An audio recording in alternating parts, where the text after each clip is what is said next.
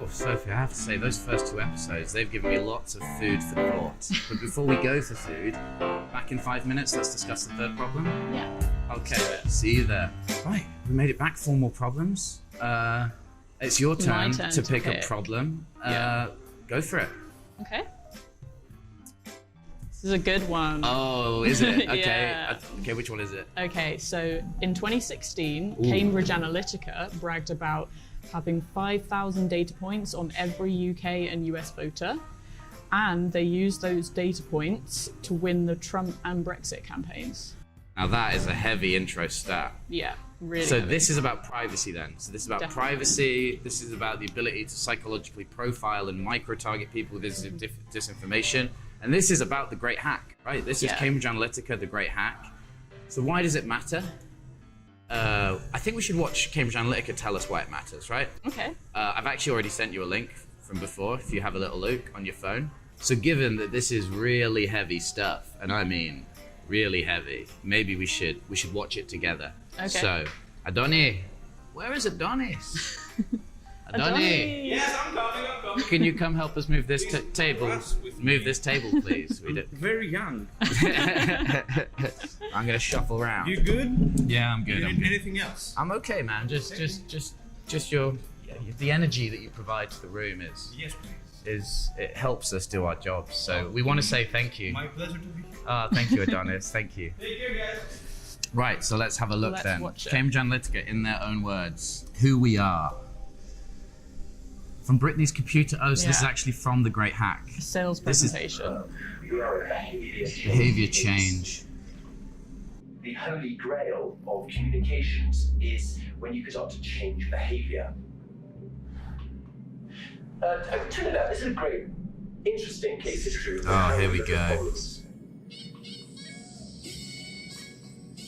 There are 2 main political parties. So they were involved in a political campaign in Trinidad. In Trinidad, you gotta love an old white British man interfering in Trinidad's politics, right? That's healthy for democracy. We said we want to target the youth, and we try Increase apathy. That's horrible.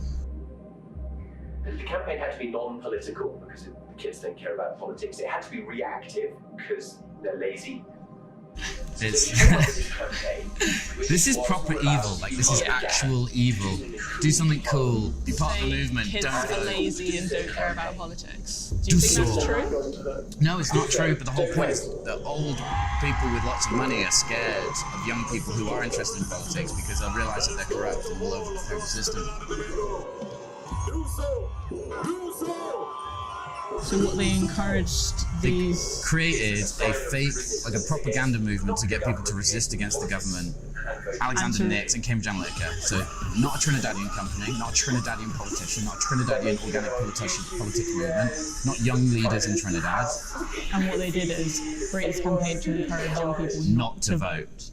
So that's different to a normal, legitimate political campaign where you're like, these are issues that, that you face. Here are some policies to, this is turn your eyes away while we do whatever we like. Yeah. That is not from a foreign country. So the US Constitution, in the foreign interference in your it's the first thing that goes into a constitution is like, foreign influence can't buy you local politicians, because if you can, you don't have a democracy, you have a proxy state.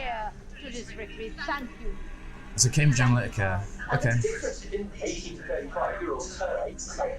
40% difference in turnout.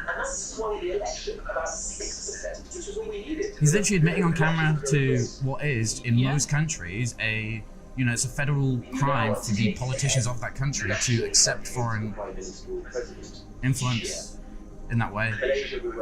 Malaysia, Lithuania, Romania, Kenya, Ghana, Nigeria. Yeah, well, obviously. We've already done fake accounts, so we know who these guys are. Fake accounts, fake news, weaponized propaganda, foreign money. Man. Wow. Privacy. That's pretty tough viewing. Really interesting to watch that, because when people say, 5,000 data points on every US and UK citizen, why does it matter? Cambridge Analytica showed you their work they did before Brexit and Trump. Like, and understanding foreign interference in elections is understanding Cambridge Analytica's work in Trinidad, in Kenya, in Ghana, in Malaysia before they tested the disinformation machine on the US and the UK. So why is that a problem? So let's break it down. 5,000 data points. They were doing something called ocean psychological profiling. So ocean stands for, O is for openness. You're the psychologist, actually. Do you know this? You conscientious. E is emotionalness, like emotionally available. Okay. A is agreeableness, and N is neuroticism. Yeah. So there was a study that said with 130 likes, so 130 Facebook likes, if I scrape your Facebook profile, I can create a psychological profile of you that's more accurate than your own understanding of your own psychological. So I guess, so why would that be a problem? So do you think you're open? Do you think you're open? Oh, that's a tough question. Well, this sort of brings me back to what you just said about these likes can tell you more about yourself. Yeah, than I can, because I think it's quite difficult, isn't it? To know, because I'm in different moods a lot of the time. Actually, that's a really smart, self-aware answer, right? Which is, you're right, I have no idea what mine is, but the idea that an algorithm knows who I am deeply, more deeply than I know myself, and then we know that the mechanism for delivering weaponized propaganda is segmenting the population into different segments of people by personality type, and then using that information to feed people propaganda that increases apathy and that increases fear. These are negative emotions that specifically rely on the understanding of human weakness for them to be effective. So that's why this is different. This is why Cambridge Analytica's work is military-grade psychological warfare. Because what they're doing is taking a deep understanding of your own personal psychology, everything you're scared about, and then they are tailoring information so that you will disengage from the political system. And that is different to a legitimate political organization that has legitimate political interests inside of a country, using their platform on social media to promote policies and ideas about the way that society could be run. And specifically, the blurring of the lines between domestic and foreign interference in running these campaigns is the biggest threat to democracy that we face. It is necessary for a democracy to survive to limit the amount of interference, foreign interference in an election, because international relations says that everyone's in competition with each other. And if someone you're competing against, like Russia and Saudi Arabia, who are placed under sanctions by the organizations you're a part of, the EU and NATO, if that becomes a threat to them and they can get into your country and perform these campaigns, well, they can get you to vote against your best self-interest. And that is what happened in 2016. So privacy, how do we fix it? What's the solution? What is the solution? Well, I feel like you've got something. Well, I feel like data privacy controls. So at the moment, the problem is that companies like Cambridge Analytica can access centralized repositories of data through organizations like Facebook, who just sell it to everyone. So the solution is we give people control over their own data. We give people control over their own data. We decentralize data. We make every citizen their own broker for information. We create a smart data exchange. And what we do is we allow every single individual to release their own data explicitly to the advertisers they trust, that they know. And we allow them to know why those advertisers want that data? Exactly. Because the thing here is, like, the line between appropriate and creepy and inappropriate, one is individual, so what's creepy to you might not be creepy to me, and two, like, Gillette sell razors and I'm a man who shaves, so it's legitimate for them to argue, right? But like a Russian agency who wants to collapse the European Union, them being able to target me. Give them my data. I don't want to give them my data. I want, Gillette, because, I sometimes... But right now I don't have any control. I have no control over which one. I can't see them. So that's what we need to do. And luckily, we've done some work on that. So we said that each user should be able to individually broker their data. So what we need to do is create some UI, some user experience that people can do that. So with Joyn, we've designed something called the data lake. And if we just have a little look at the data lake, what we can see here is all of the things that you're taught. So when you use Facebook, when you comment on things, when you like things, when you just post anything, Facebook analyzes all of the things that you're writing and then sells it in real time to tens of thousands of companies. That's without your knowledge.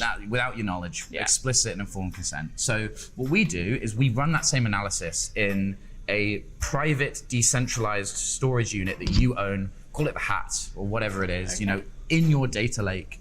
And then what we do is we show you all of the different companies and all of the different advertisers that are interested in you based off the things that you're talking about. So these are the things I'm talking about. Those are the things you're talking about. So like within news, you're talking about, UK politics and Brexit and Labour, and you feel certain ways about different ones of those actors. You're talking about McKinsey and Deloitte if you're a professional. Your charities and causes, you're interested in LGBTQ movements, you read The Guardian, you subscribe to Oxfam. And then what we do is we take that information and we match them, de-identified, so it's totally private for you, to advertisers who are interested in that data, that de-identified insight. And these are the advertisers down here. Yes, and then we present to you the advertisers who are interested in you, and we tell you why they're interested in you, and then we say, look, this person wants to advertise to you, this person wants you to follow their content feed, could you do that, please? And if you do that, you add them to your approved advertisers feed, and then what you do is you receive a cryptocurrency called Joyn tokens, which is, at the moment, when Facebook sells all your data, they keep all of it. Yeah. So what we do is we take 25% of the advertising profit, and we say, look, that advertisement was valuable because it was based off of your personal data, which belongs to you. Therefore, that value belongs to you. So we're going to give you, in the form of a cryptocurrency, a quarter of the value of the advertisements. So you have a direct incentive there to kind of engage with advertisers that you trust and brands that you trust, and you get paid a little bit of money for doing so. So you have control of your privacy, you have control over who has your data, you get paid for it. I understand why they want my data. You understand why they want it, and that really pernicious, disgusting psychological profiling to increase apathy, to increase fear. This data lake is needed to break the hegemony of those bad actors. Because if you can't differentiate between good and bad actors on your own phone and withdraw and rescind access when you need to, then you can't stop companies like Cambridge Analytica just bombarding you with weaponized propaganda. And it's incredibly effective. So we need to put that protective measure on social media, and I think that we've got the solution to do it. What do you think? I agree. I wish I had the Joyn Bear to agree with me. What do you think, Joyn Bear? I think it's a great idea. Awesome. All right, until next time then. Until next time. Join social media. Sweet. Awesome. Nice. Really nicely done. Cool.